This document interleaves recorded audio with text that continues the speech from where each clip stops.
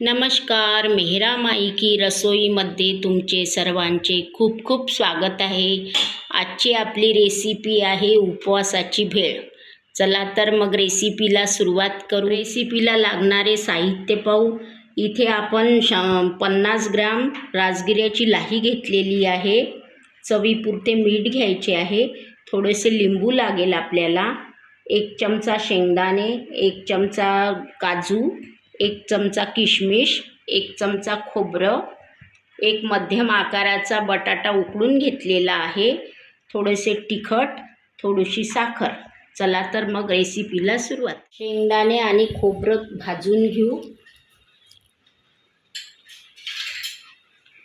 1 चमचा खोबरं घ्यायचं आहे। खोबऱ्याचे असे तुकडे करून घेतलेले आहे। 50 ग्रॅम लाहीसाठी 1 चमचा खोबरं घ्यायचं आहे।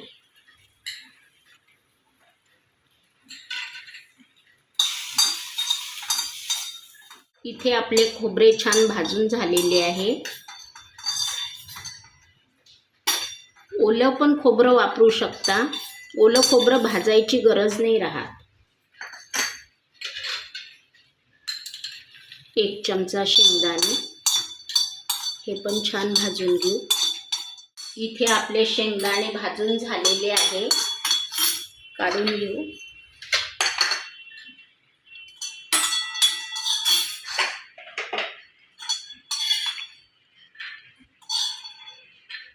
जास्त नाही भाजायचे, हलके भाजायचे आहे। तेल वगैरे काहीच टाकलेलं नाही आहे, कोरडेच भाजायचे आहेत। आता भेळ बनवून घेऊ।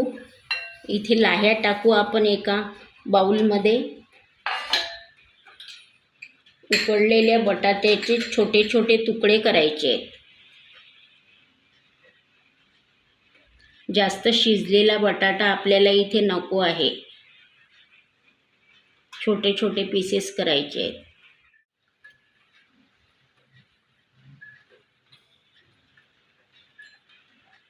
यामध्ये भाजलेले शेंगदाणे,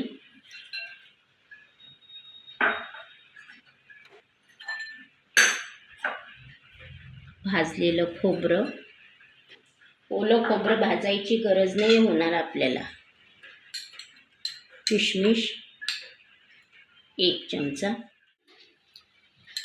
काजू 1 चमचा,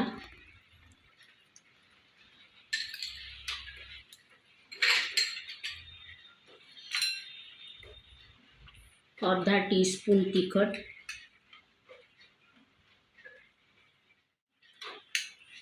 चवीपुरते मीठ,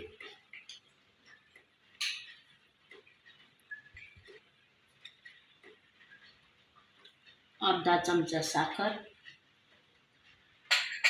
तिखी साखर आहे ही,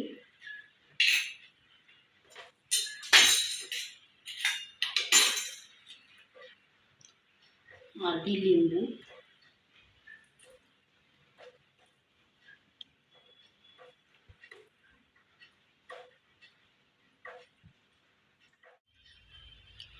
सर्व साहित्य मिक्स करून घेऊ।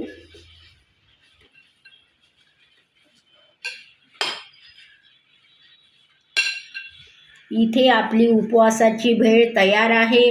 कमेंट्समध्ये मला सांगा तुम्हाला रेसिपी कशी वाटली। व्हिडिओ आवडल्यास व्हिडिओला लाईक करा, चॅनलवर नवीन असाल तर सबस्क्राईब करा।